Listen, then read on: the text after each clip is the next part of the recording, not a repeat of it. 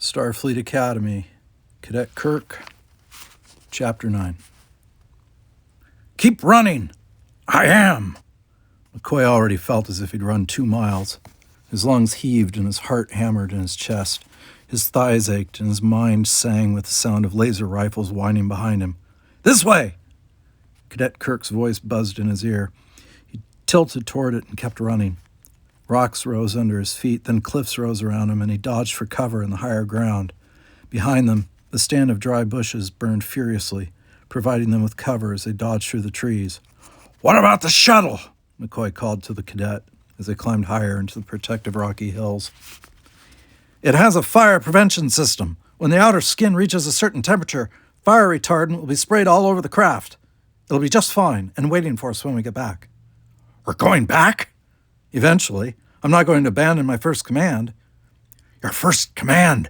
Aren't you getting a little full of yourself? You haven't even been in Starfleet Academy for a whole year yet." "Doesn't matter." The cadet veered off to his left and disappeared behind a jutting boulder. "Here's a place to hide." Panting, McCoy struggled to get up there and found the cadet huddled in a natural fortress of rock and scrubby bushes. The ground beneath them was almost level. They could defend this place pretty well just by throwing stones, if they had to. "You think they'll come after us?" McCoy asked. Cadet Kirk wiped his brow with a sleeve. "No way to know. Probably." "Probably," the medic echoed sourly. "In a couple of hours it'll be dark. We'll have to make some kind of plan. We can't stay here in these rocks very long without food or water. So, Mr. Cadet, future commander, go ahead and give an order. What do we do now?" "Keep your head down." "My head is down. And don't talk." "Who's talking? You're the one who's talking." "Shh." Darkness had fallen swiftly, like an axe blade coming down. Half an hour later, this planet's 3 bright moons had come drowsily up from behind the horizon, casting sharp black shadows from the trees and rocks. Crawling behind Jimmy Kirk's compact body, Leonard McCoy wondered how he'd ended up here when all this started out as a perfectly simple, ordinary ride to a seminar. Now he was scooting on his belly through bushes and over stones, trying to reach the 2 parked runabouts, 6 desperate criminals and 1 captured Vulcan. From here, under the light of the 3 moons, two of them full moons and 1 a pinkish crescent, he could see the smoldering remains of the stand of trees where the Spitfire had crashed. In fact, he could even see the shuttle. It's all crusted white with fire retardant that has sprayed all over itself when the flames touched it. Now it was a dirty mess, but it wasn't burned. "I only see 3 of them." "The other 3 must be off looking for us," Jimmy said. "I'd guess that anyway. They're not around here, that's for sure. Why else would those 3 stick around?" "Do you know what you're doing?" "Don't worry, this is a textbook rescue attempt." "What if these men never read the textbook?" "First," Jimmy whispered, ignoring McCoy's warning, "we have to get our hands on one of those laser rifles. Once we're armed, they'll have to take us seriously. Then we can rescue Ensign Spock, disable those 2 runabouts, haul the Spitfire out of the bushes, and get out of here and warn Starfleet about these creeps." "We're going to do all that, are we? I'm getting tired just thinking about it." "I'll get the weapon. You free Ensign Spock. All right, let's move in." Well, the cadet was decisive for sure. Whether decisions were right or not, that remained to be seen. So far, the track record wasn't too good. But he was still trying. He wasn't giving up. The more he failed, the more determined he got. McCoy's mind started to wander as he watched Jimmy Kirk sneak along in front of him. Maybe this would make a good research paper. The psychology of refusing to give up. He knew there were people like that in history, like General Ulysses S. Grant, who treated every defeat like a victory and kept on surging forward until the American Civil War was won for the Union. No matter what disasters befell him, he kept on coming. They called him Unconditional Surrender Grant. This boy was like that. Would the results be as good? McCoy had no way to know, and he was afraid to guess. Abruptly, Cadet Kirk surged forward into the darkness toward one of the 2 little craft. McCoy strained to see, but could only hear the grunts and punches of a wrestling match. Jimmy had charged one of these men and attacked him. Taking his cue, McCoy got his feet under him and also moved. He skirted around the nearest craft and headed for the second one, where Spock sat with his hands tied behind his back and his feet tied at the ankles, leaning against the landing strut. His mouth was gagged with a wide piece of black non-conductive tape. McCoy could see the other two men standing together several yards away, facing the hills and talking to each other. They hadn't noticed what Jimmy Kirk was doing on the other side of the other runabout. With his pulse throbbing in his ears, McCoy was aware of every tiny crunch of his toes on the rocky ground. Every scratch sounded like a foghorn to him. He kept glancing at the two men, sure that any second they would swing around and fire their laser rifles at him. Spock saw him now, shook his head sharply as if he wanted them to abandon their attempt, but he didn't move, didn't attract any attention. Stay still. Don't make any noise. Almost there. McCoy reached out, another inch. He touched Spock's knee, felt his way down to the shackles tying Spock's ankles. The Vulcan remained motionless but tense. McCoy could feel the tightened muscles as he tried to loosen the tied polymer strands. These strips were simple, cheap, but effective too. The knots were locked tight and the stuff wouldn't stretch. Jimmy Kirk's laser torch might do the trick, or it might melt the plastic to hot liquid and burn Spock's legs and hands. How could he get it off? If only he had that first aid kit. There was a scalpel in there, sharp enough to cut the strips, but it was 50 feet away, inside the encrusted Spitfire. "I can't get you loose," he whispered, barely loud enough even to hear himself. He knew Spock would hear him because Vulcan's hearing was much more sensitive than humans. Spock nodded toward the other runabout, but couldn't speak past the tape. "Quiet!" McCoy got to his own feet and slipped both hands under Spock's arm and pulled. With the faintest shuffle, Spock scratched to his feet, pressing one shoulder against the runabout for leverage. He never took his eyes off the two guards. "Is that the Klingon?" McCoy murmured, nodding toward the person on the right, who was large and muscular in the hazy yellow moonlight. Spock nodded, rather furiously, as if still trying to get a message across. He began taking impossibly small steps, a few inches at a time. McCoy kept a grip on his arm to keep him from toppling over. If they could get to the other side of the runabout, then what? They would have to find something sharp and cut those plastic strands. Hobbling pathetically, Spock made a valiant effort to shuffle out of the line of fire. McCoy's mind reeled with crazy ideas about how to get the plastic strands off. Bite them? Teeth are good, but not that good. Stretch them? No, that wouldn't work. A tied-up person could just pull his way out. He thought again of that laser torch. There might be no other choice. Spock might have to deal with some burns in order to escape. What could McCoy use to treat burns around here? Was there any plant like the aloe native to his planet? Some natural remedy he could use? He wasn't comfortable with those things, even though his great-grandmother in Georgia had raised him on tales of home remedies. In fact, that was where he'd first gotten the idea of becoming a doctor. Still, the thought of treating laser burns with leaves and sap didn't make him very happy. He almost jumped out of his skin as the third form appeared silently beside him. Jimmy Kirk. "Move!" the cadet whispered and nudged McCoy aside. A short, stumpy blade flickered in the peaches and cream moonlight. A knife. He must have taken it off the man he attacked, and he had the man's laser rifle under the other arm. McCoy stifled a whoop of victory and slid to one side. Jimmy went to work on Spock's binding. Snap! Spaghetti-like polymer fell from Spock's ankles. Snap! His hands were free. The Vulcan raised both hands and ripped the tape from his mouth and shouted, "Run! It's a trap!" Starfleet Academy, Cadet Kirk, Chapter 10. Cadet Kirk was so shocked that he stood frozen in place for 3 critical seconds. Ensign Spock had to reach to him, spin him around, and yell, "Go!" "Swingle!" A shot from the Klingon almost knocked McCoy's head off. "Joe, come out now!"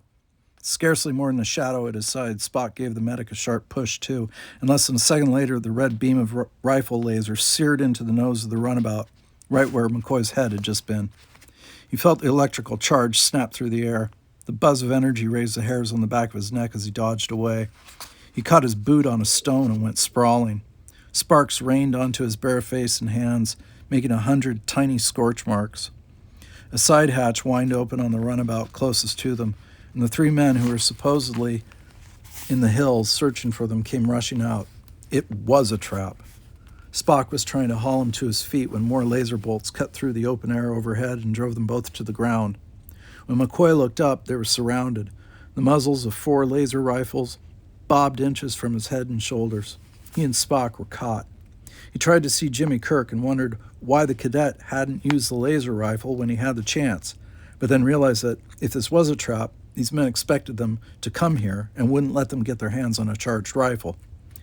Sure enough, he saw Jimmy crouch and try to shoot, but the rifle just buzzed flatly, its energy cartridge drained. The red-haired kidnapper tackled Jimmy, drove him to the ground, and yanked away the laser rifle. Jimmy twisted around on the ground, lashed out with the heel of his boot, and clipped the red-haired man in the chin, knocking him flat. But it was only one hit, and it was instantly over. The other men instantly surrounded the cadet. Above McCoy and Spock, the thin, black-haired man glared down in scalding anger. "Get up!" he said, his words like acid. Then he looked past them and snapped, "Bring that one over here, Genevieve! Get him over here now!" I'm coming. The burly redhead appeared out of the shadows, shoving Jimmy Kirk roughly in front of him. "He hit me, Joe!" "Oh, he hit you, poor you!" The man called Joe Swingle cocked a hip and mewled without sympathy at the big man.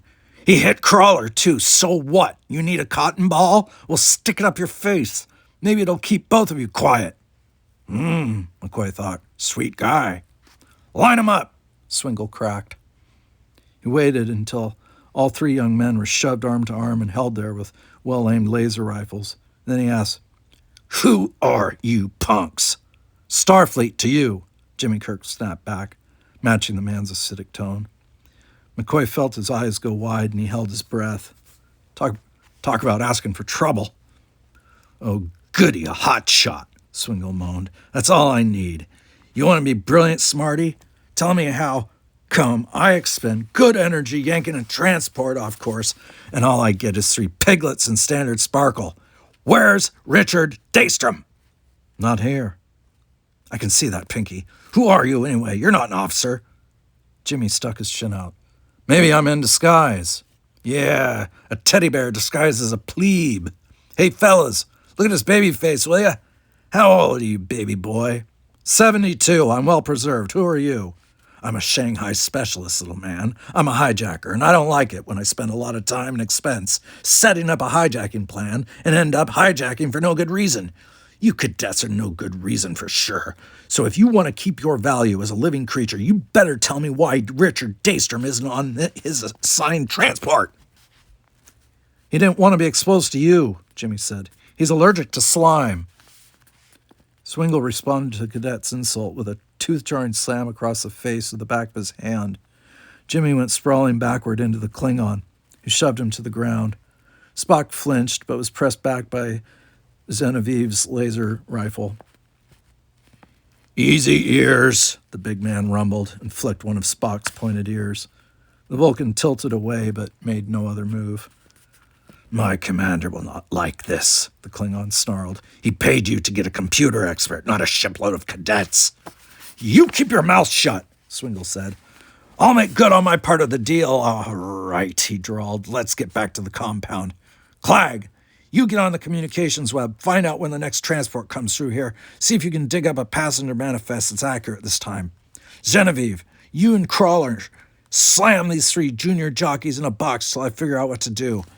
Maybe we can trade him for Daystrom. Starfleet will have to pay attention when we tell them we've got 3 of their cherubs on ice. Let's go before I decide to wipe that smug look off baby boy's face." The box was a janitor's shed on the Atlantis outpost compound, and it was just about a real box. 4 steel walls used as a storeroom for tubs of cleaning fluids, janitorial supplies, brushes, brooms, a tin of rubber gloves, and that was about all. "We've been kidnapped by this Joe Swingle and his crew, who evidently work for a Klingon commander. The Klingon commander hopes to capture Richard Daystrom for his computer innovations and hold him for ransom. Swingle wants his cut and seems to be ruthless about getting it. He was furious when he discovered Dr. Daystrom was not among us." Ensign Spock wasn't happy. He hovered on one spot near the bolted door of the shed, thinking out their problem. McCoy had watched him for a half hour now, curious about watching a Vulcan stew with anger and battle to hold it in. He was sure he could see the boiling frustration just beneath the surface of that resolute expression. Spock's face was like a mask, but he was clearly vexed as he glared at Leonard McCoy and Jimmy Kirk. "Why did you attempt to rescue me?" he asked. "Now you are also captured. What have you gained by your risk? Regulations specify that you were compelled to wait for reinforcements." Sitting in a corner, Jimmy Kirk grumpily lied. "Maybe I never heard of that regulation." He hugged his knees and looked away. McCoy felt sorry for him. The poor cadet had tried to do the right thing step after step, and everything he had done backfired. He was trying to be flexible, to combine rules and regulations with improvisation, but somehow he hadn't learned the recipe yet. Shifting toward the young man, McCoy quietly said, "It's not your fault, you know." Jimmy Kirk sulked more deeply, angry with himself and everything around him. Then he sighed, "I don't get this. I followed regulations, sent out a mayday, and it brought them down on us. I tried to stage a textbook rescue, and they were ready for us every step. They knew I'd try what I tried. If regulations give you away to your enemy, what good are they? How can following regulations get us into deeper trouble? I thought Starfleet had all this figured out." "You're dreaming," McCoy grumbled. "Nobody can guess everything that might happen, not even Starfleet. First they teach you all the regulations, then later they teach you what to do when regulations don't apply." The cadet grimaced. "What? What's that supposed to mean?" Trying to think of a good way to illustrate his point, McCoy pressed his shoulder against the wall. "You ever taken a vacation at the beach?" "Sure." "Did your mother ever tell you not to go in swimming alone?" "Of course." "And if you saw a 2-year-old kid drowning, would you jump in alone anyway?" "Of course." "See? Regulations don't cover everything.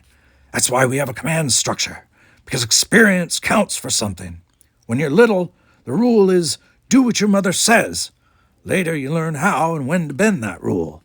At the academy, they start with follow regulations. Later, well, you learn how and when to improvise." Troubled, Cadet Kirk stared at the rocks, then up at the distant fire, which was already beginning to go out, and turned to puffs of black smoke. "How can I know when?" he asked then.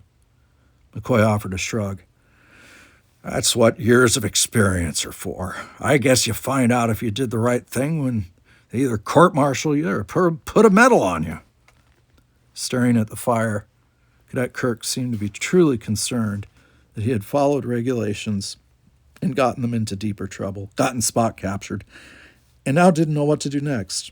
The idea that there wasn't a regulation for everything, or that he might have to fake his way out of this trouble, really bothered him.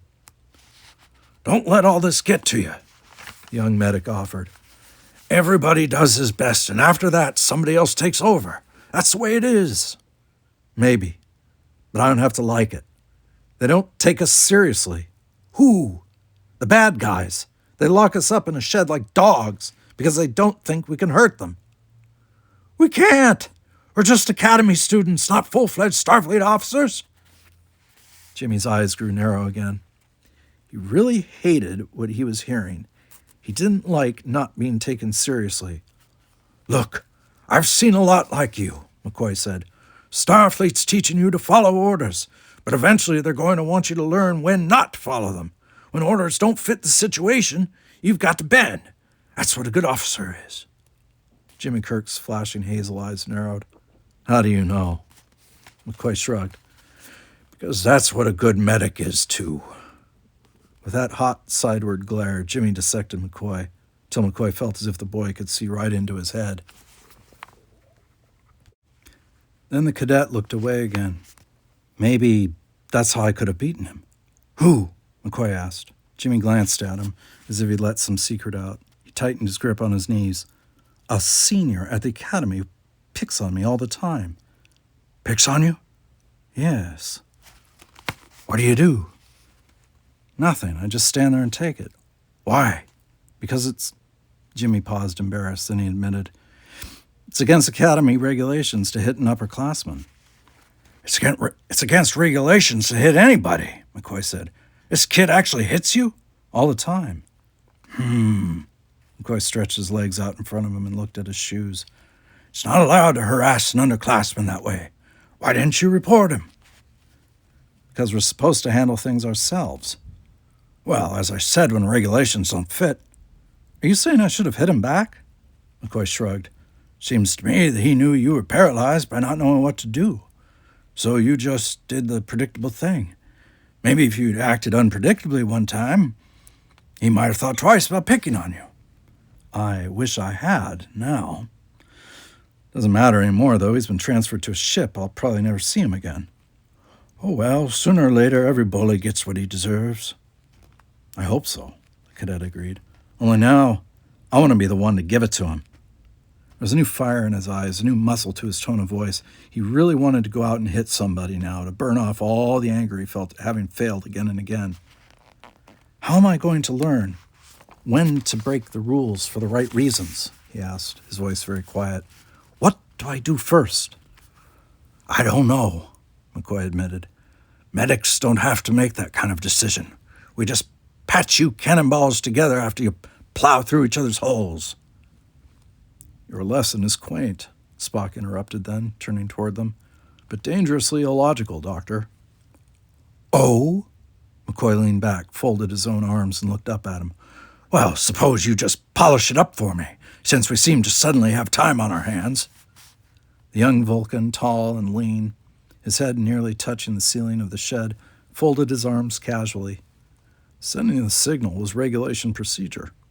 This time, strict adherence to regulations happened to work against us, as I suspected it might. But we have them for good reason. There are rules about when to send distress signals, when to fight battles, how to pilot ships, how to handle supplies, even regulations on how we should treat each other. Although there are instances where following rules may not be the most efficient thing to do, overall we get the best results when we follow regulations. That is why we have senior officers and the rank system. Experience is crucial in balancing the rules with the situation, experience which, unfortunately, we all lack.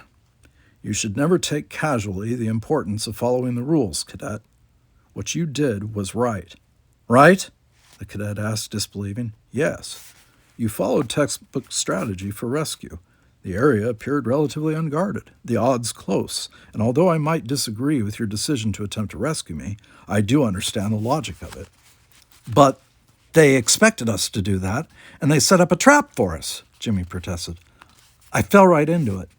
Yes, this time logic and predictability worked against you. However, you would hardly have tried to rescue me when I was most heavily guarded, rather than the most lightly guarded. I might now, the boy said roughly. That might be the time they'd least expect it. Maybe next time I'll try that. If there is a next time, McCoy tossed in. Jimmy shook his head. Maybe I'm not cut out to make command decisions. I'll probably be a cadet all my life. His face turned ruddy with anger again. He didn't say anything else. Well, now that we have something to chalk up to experience, McCoy went on. What do we do? His arms still folded, Spock paced a few steps this way and that, running his thumb along his lower lip. I have assessed the situation, and I determine that the best action is to wait for Starfleet, either to pick up our distress broadcast or to log us missing. They will dispatch a security detail to the area and attempt to track the exhaust trail of the Spitfire. These mercenaries are armed, dangerous, and they are working for the Klingons, so anything that happens here might be a powder keg. Whatever we do might explode into a diplomatic nightmare for the Federation. Therefore, for us, the wisest action to take is no action. Swingle and his men will consider us harmless and may stop paying attention to us. We will at least be safe. Sounds fine to me. McCoy crossed his legs. I guess I might as well make myself comfortable. Wait a minute.